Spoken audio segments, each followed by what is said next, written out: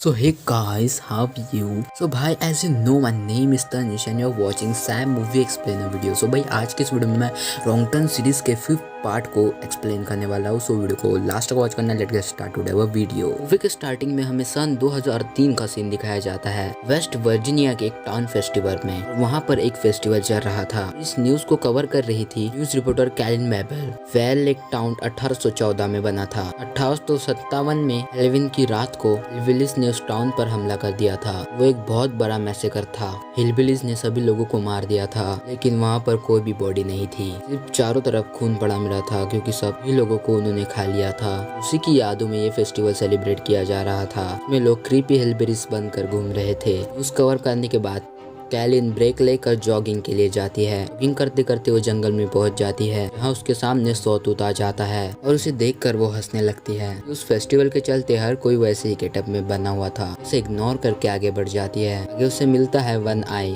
उसको भी इग्नोर कर कॉस्ट्यूम को फनी बोलकर आगे बढ़ जाती है. उसके सामने आ जाता है थ्री फिंगर, क्योंकि उसको आगे बढ़ने ही नहीं देता. जो उंगली वो उसे दिखाती है वो उसे काट देता है. कैलिन वहाँ से जान बचाकर भागती है और उसे वहाँ पर एक आदमी मिलता है जो कि उसकी मदद करता है, और वो था मेन आर्ट, जैसे कि पहले और दूसरे पार्ट से आप जानते होंगे. उसकी मदद करने का नाटक करता है और खुद ही उसे मार देता है. हम देखते हैं कि वो तीनों भाई उसी के लिए काम कर रहे थे और वो तीनों उस एडिटोरियम से निकल गए, मेन आर्ट को मिल गए और अब वो उसी के साथ रहते हैं और उसी के लिए काम करते हैं. वो भी एक सीरियल किलर है और इंसानों को वो खाता है. पिछला पार्ट भी 2003 में ही बेस्ड था और ये पार्ट भी 2003 में ही बेस्ड है. जो इसका फर्स्ट पार्ट है ना, वो भी 2003 में ही बेस्ड है. लेकिन इसमें मेन आर्ट इतना ज्यादा बूढ़ा नहीं लग रहा. ऐसा क्या हुआ कि इतने कम टाइम में मेन आर्ट इतना ज्यादा बूढ़ा हो गया. इसलिए मैंने आपको पिछले पार्ट में कहा था कि इन्हें प्रीक्वल के जगह पर रीबॉर्ड में देखो, तो ये पार्ट कोई भी सेंस नहीं बनाएंगे. कैल्विन की बॉडी को अपने केबिन में ले जाकर काटने लगते हैं और वहाँ पर मेन आर्ट उन पर गुस्सा करता है कि वो सबूत को ठिकाने नहीं लगाते थे. यहाँ हम देखते हैं कि वो तीनों उससे डर कर रहते थे. बाद हमें दिखाया जाता है 5 कॉलेज के स्टूडेंट कि उस माउंटेन मैन फेस्टिवल में जा रहे थे. उसकी गर्लफ्रेंड क्रोज, उसकी गर्लफ्रेंड लीटा, जूलियन. रास्ते में मेन आर्ट जानबूझकर उनकी कार के सामने आ जाता है. उसे बचाने के चक्कर में उनकी कार पेड़ में ठुक जाती है. मेन आर्ट ऐसे दिखाता है कि जैसे वो कार से टकरा गया है. इन बिली को यकीन था कि कार उसको टच भी नहीं हुई है. जैसे ही बिली उसको चेक करता है, वो चाकू से उसके ऊपर हमला कर देता है. तीनों मिलकर उसे पीटने लगते हैं. ये सब हिलकर ब्रदर्स भी देख रहे थे, पर हमला करने ही वाले थे. तभी वहाँ पर एलिफ, एंजेला और डेप्यूटी पुलिस आ जाती है. एंजेला उन सबको अरेस्ट करके वहाँ से ले जाती है. ब्रीड्स को 2 ट्रक आने तक वहीं रुकने के लिए कहती है. कि जाते ही वो तीनों डेप्यूटी पर हमला कर देते हैं और उसे मार देते हैं. यकीन करो काफी डरावना सीन था. जब बिली सारा इंसान अपने सर पर लेकर फ्रेंड्स को आजाद करवा देता है. वो सब जाकर एक होटल में रूम ले लेते हैं. जिले को पता चलता है कि मैन एक वांटेड क्रिमिनल है. वो हायरल अथॉरिटीज को उसके बारे में इन्फॉर्म कर देती है. सुबह वहाँ आकर उसे ले जाने के लिए कहते हैं. मेन आर्ट कहता है कि वो सुबह तक जिंदा ही नहीं बचेगा. उस फेस्टिवल में जा चुके थे. पूरा टाउन खाली हो चुका था क्योंकि वो फेस्टिवल टाउन के बाहर हो रहा था. तीनों भाई अपने ट्रक की मदद से फोन टावर गिरा देते हैं, जिससे वहाँ पर सबके फोन से सिग्नल चले जाते हैं. के बाद वो पावर प्लांट में जाते हैं और वहाँ पर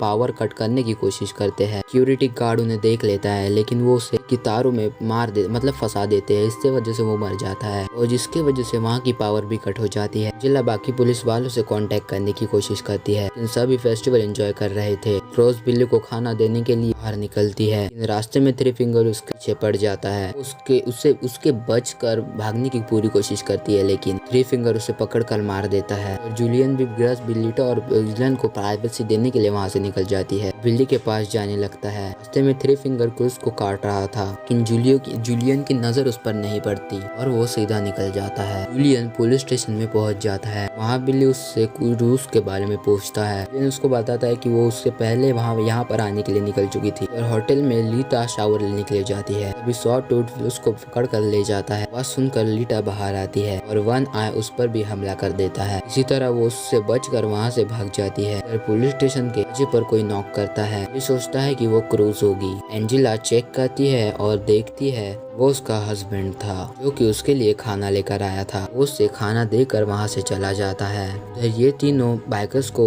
ट्रक में बांधकर उसके पाँव पर हथौड़े मार मार कर उसके टांगर को बेजान कर देते हैं और मतलब एकदम खराब कर देते हैं। उसके बाद वो ले जाकर उसे पुलिस स्टेशन के बाहर फेंक देते हैं। मदद के लिए चिल्लाता है। विली और जूलियन उसे पहचान लेते हैं। एंजेला बाहर उसकी मदद के लिए जाती है। वो तीनों उसके ऊपर ट्रक चलाकर उसे कुचल देते हैं। एंजेला कुछ भी नहीं कर पाती। उसके बॉडी को उठाकर रोड के साइड में रख देते हैं। जिलन जूलिया विली और एक कैदी मोट्स कोऑर्डिनेट्स दे देती है। उन्हें डेप्यूटी असाइन कर देती है। विली क्रोस को ढूंढने जाना चाहता था। एंजेला उसे मना कर देती है। स्टेशन को कार्ड करने के लिए कहती है। खुद एक पास वाली दुकान पे जाती थी। वहाँ पर एक रेडियो और जनरेटर था। सावधानी से वो वहाँ पर पहुंचकर जनरेटर्स को स्टार्ट कर देती है। किसी से कांटेक्ट भी करती है। उसे बैकअप बुलाने के लिए कहते हैं। जिस लड़के से उसका कांटेक्ट होता है वो सोचता है कि एक हेलोइन रैंक है। उसकी बात को सीरियसली भी नहीं लेता। अभी लीटा पुलिस स्टेशन पहुंच जाती है। दरवाजे पर नॉक करने लगती है। बॉस बिना कुछ सोचे समझे गोली चला देता है। गोली की आवाज सुनकर एंजेला भी वापस भाग जाती है। किस्मत से लीटा को कोई भी चोट नहीं आई थी।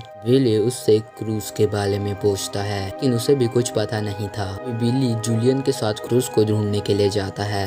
दूरी के बाद उन्हें क्रूज की बॉडी रोड पर पड़ी हुई मिल जाती है। मरा हुआ देखकर विली पागल हो जाता है। तभी थ्री फिंगर वहाँ पर आ जाता है। दोनों उससे भागने लगते हैं और उसके जाल में पकड़ जाते हैं। विली को हो जाता है तो उसको एक फुटबॉल ग्राउंड पर जमीन में दबा हुआ पाता है। सिर्फ सर ही बाहर था। इसके पास ही जूलियन भी पड़ा हुआ था। उसका पैर चेन से बंधा हुआ था और खून से लटपट था। वो दोनों वहाँ से निकलने के बारे में सोच रहे थे। सामने से थ्री फिंगर वहाँ उनके तरफ स्नो ब्लोअर लेके बढ़ने लगता है। विली को पता चल चुका था कि वो कैसी मौत मरने वाला है। थ्री फिंगर उसको सामने से नहीं मारता कि स्नो ब्लोअर को उसके पीछे ले जाकर पीछे से उसका सर को काट देता है। के बाद वो जूलियन के पीछे चला जाता है कि उसका पैर बंधा हुआ था इसलिए वो भाग नहीं पाता और थ्री फिंगर उसे भी मार देता है। भाई ये भी सीन काफी डरावना था। विली और जूलियन वापस नहीं आते। एंजेला मोस को फेस्टिवल में जाकर मदद लाने के लिए भेजती है। एंजेला उसको अपनी कार में बिठा देती है और वो वहाँ से निकल जाता है। वो मेन रोड तक पहुँच जाता है। जल्दी में उसको सामने लगी बार वायर नहीं दिखती। कार उसमें फंस कर खराब हो जाती है। भाई उसको पकड़ कर एक पुलिस स्टेशन के पास वाली दुकान में ले आते हैं। उसको वो एक ड्रम में बंद करके उसके नीचे आग लगा देते हैं। एंजेला को मोस की चीखें सुनाई देती है और वो उसे बचाने जाती है, लेकिन जैसे ही वो दुकान तक पहुंचती वो दुकान ब्लास्ट हो जाता है। मेन आर्ट लीटा को लालच देता है,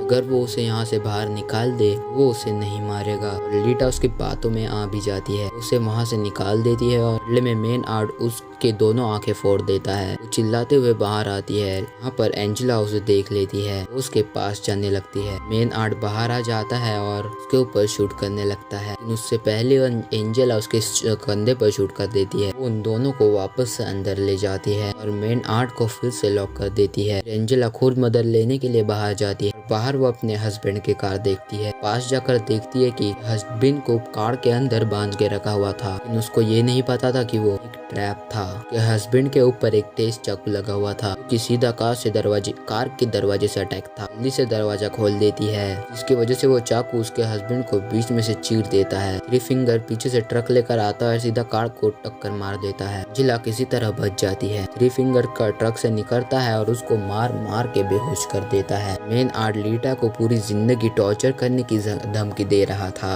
उसकी बातें सुनकर वो डर के मारे वहाँ से निकल जाती है। एंजेला को होश आता है तो वो खुद को अपने पुलिस स्टेशन में पाती है। पुलिस स्टेशन में होती है, बंदी हुई होती है। तीनों भाई वहाँ पर पेट्रोल छिड़क रहे थे। नाट एंजेला को कहता है कि पास दो चॉइस है, या तो वो जल कर मर सकती है, उसके फेस पे एक शॉटगन अटैच है, उसका ट्रिगर उसके पैरों में है। से ही वो अपने हील जमीन पर रखेगी, उसका चेहरा उड़ जाएगा। ने उसे दर्दनाक मौत और आसान मौत की चॉइस दी हुई थी। न सब कहकर वो पुलिस स्टेशन में आग लगा कर वहाँ से चला जाता है। वो ट्रक में बैठता है तो उसे शॉटगन की आवाज आती है। वो समझ जाता है कि इसने एक वाला ऑप्शन चुन लिया है कि वो शॉटगन से मर गई है। लीटा चलते चलते रोड तक पहुंच चुकी थी। उसको गाड़ी की आवाज सुनाई देती है और वो उससे मदद मांगती है, लेकिन बदकिस्मती से वो मैन आर्ट का ट्रक निकलता है। फिंगर नीचे उतरता है और लीटा को ट्रक में चला देता है। यहाँ पर मैन आर्ट उसका वेलकम करता है, वो उसको ले जाते हैं। यहीं पर ये मूवी एंड हो जाती है। गाइस अगर मूवी पसंद आए ना तो वीडियो को जरूर लाइक करना, चैनल को सब्सक्राइब कर देना, बेल नोटिफिकेशन को ऑन करके और पे प्रेस कर देना। मैं मिलता हूँ आपको अगली वीडियो में, तब तक के लिए